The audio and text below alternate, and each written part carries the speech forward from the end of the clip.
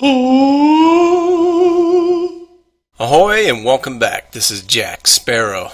And today we're going to talk about Captain Marvel. Yes, I know. We're talking about Captain Marvel again. But between Brie Larson, the MCU, Disney, and the journalists, Captain Marvel is literally the gift that keeps on giving to a YouTuber. And today we're going to check out a couple articles. No sooner than Rotten Tomatoes post some negative criticisms, and we'll take a look at that later. Then we start having articles pop up.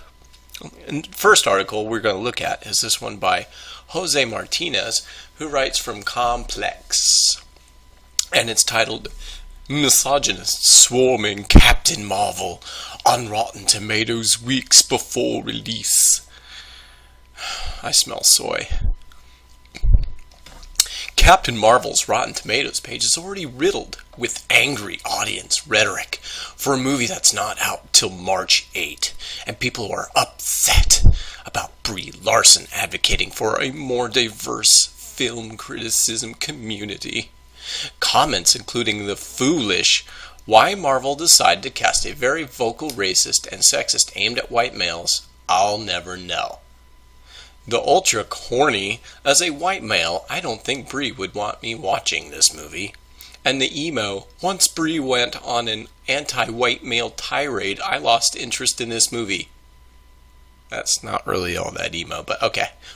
You can guess which group of people have taken issue with Larson's stance. What Mr. Martinez, Senor Martinez, I'm sorry, is pointing out in a soy manner is that, yes, Whitey is upset because Whitey's being treated like poo.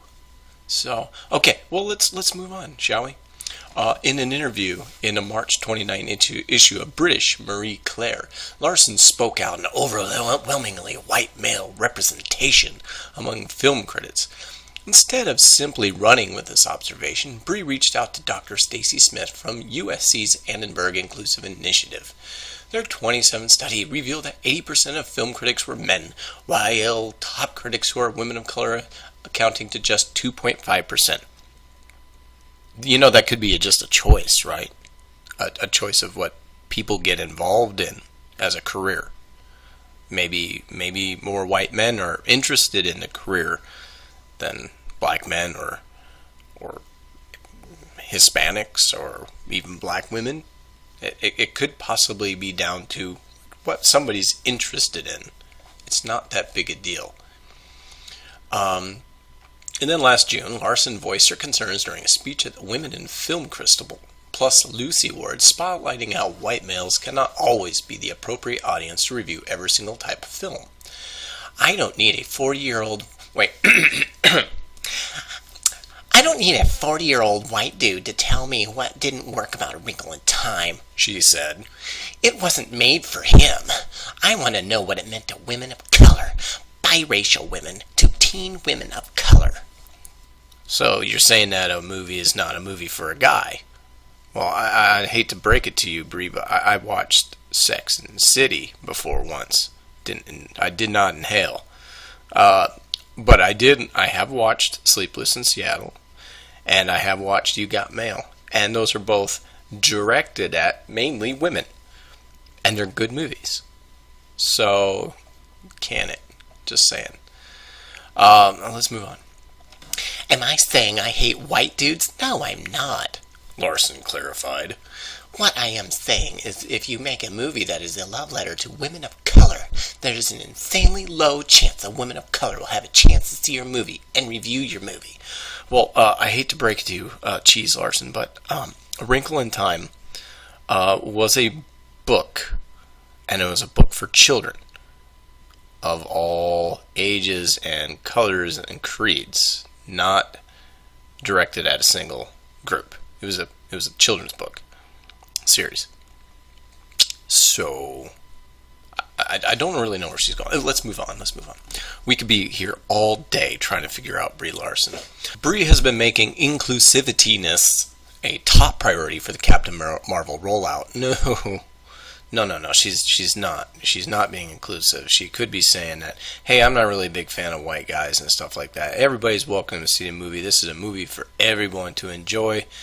When you are saying that you don't care about what a certain group of people, be it white people, black people, men, or women, you are being uninclusive. That's not inclusive. That's the opposite of inclusivity. Inclusivity, whatever. Let's move on. But the message has been predictably misinterpreted by some who think she's just shutting out white males entirely. No, nobody's misinterpreting anything. Her actions speak just as loud as her words. Captain Marvel hits theaters on March 8. Larson will return for Avengers Endgame just weeks later.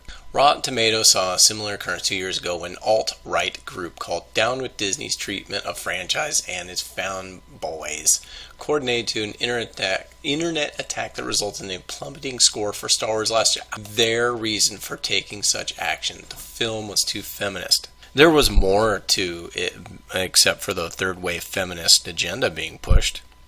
Bad characters, bad plot, bad story, bad narrative. J.J. Abrams chastised those individuals who felt threatened by women while speaking to IndieWire. Star Wars began, and he went through this, and that's how he ends his thing. The next one is from Esquire, and it's written by Matt Miller. I can't tell if he passes EVS's soy test, but Mr. Matt Miller. Sexist trolls are already waging war against Captain Marvel with negative reviews. Sexist trolls. Let's see what the sexist trolls are saying. Rotten Tomatoes needs to do something about this. Look at her looking strong. Looks like she's about to throw a temper tantrum, stomp her foot. Alright, anyway. With weeks until its official release, and before early screenings for critics, sexist trolls are already flooding Captain Marvel's Rotten Tomatoes page with negative reviews. Larson has made it clear men need not attend this movie, writes one. Yes, that's very sexist. I can, yeah. Larson's sexist and racist attitudes don't want me to spend money on this anyway, so here you go, Ms. Larson, says another. How's that sexist, though? Scrolling through the 6 pages of reviews shows this to be a similar theme. Misogynist man angry to see a female superhero with her own movie in a Marvel Cinematic Universe. Of course, this is nothing new for high-profile movies that boast a lead actor who is not a white male. Trolls attacked Black Panther before and after its release. No, most people really enjoyed it, of all colors. It was a dandy movie. It was splendid. You're always going to have a few people that don't like any movie, no matter how good it is. And I think if anything anybody is ever going to be annoyed with is if a certain agenda is pushed too far. Most people just don't want that in movies or around surrounding movies. And it really wasn't in the movie itself. The movie itself was splendid. Well, let's move on. The same thing happened to Star Wars, The Force Awakens, and The Last Jedi. 2 movies that had better representation in its main cast. Oh my! This guy drinks soy by the gallon. In fact, one fan review of Captain Marvel writes, "Oh boy, first off, this will be worse than The Last Jedi. I'm calling it now. Critics will love it. Audience hate it." How's that sexist? He didn't say, "Oh boy, first off, this will be worse than The Last Jedi," because there's a whammon on here, and I don't like whammon. I just like to smack them around and tell them to get me a beer and a sandwich. And women are dumb, and they don't know what they're... He never said anything like that. He didn't even mention women. So these journalists, these finger air quote journalists, are really reaching for things to think of as sexist. Let's move on. As massive franchises attempt to diversify their lead characters, racist and sexist trolls will push back through any means possible. It's a problem that's not limited to Rotten Tomatoes. Since its nomination for Best Picture, Black Panther has been targeted by organized racist attacks across social media and in the audience reviews section of IMDb. Meanwhile, last year, Star star Kelly Marie Tran was pushed off social media following racist sexist attacks, which has already been proven to be wrong, but they like to run with the narrative because they think people are stupid. I mean, anyway. The Last Jedi director Rian Johnson spent the last year getting swarmed by angry trolls online. Yeah, angry trolls. Yeah.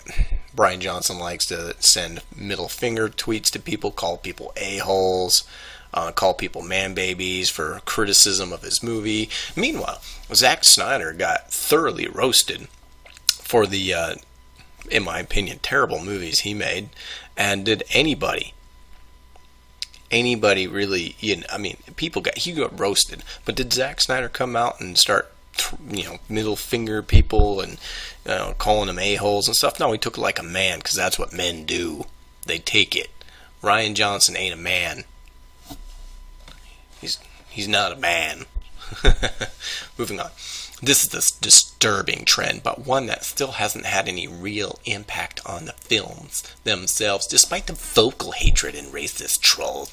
Black Panther remained the highest-grossing film in 2018, The Last Jedi at the top spot for 2017. That's because there was but what he's not saying is, the second week of The Last Jedi, it tailed off and into obscurity. Yeah, it made a lot of money, but it tailed off into obscurity. Black Panther, on the other hand, there wasn't very much vocal hatred from racist trolls. What, like you're saying, this makes it's a whatever they call it in the journalism business, where it's pumped up to be more than it is. Black Panther was a good movie on its own right. It's not Best Picture material. I mean, heck, if The Dark Knight couldn't be Best Picture material, then the Black Panther can't be. The only reason why to make Black Panther to Best Picture material is based on agenda, not on merits alone. And that's what people were upset about. And so the question, this latest incident involving Captain Marvel problems, is when will sites like IMDb and Rotten Tomatoes monitor the review sections for quality, filtering out racist, sexist attacks from legitimate reviews?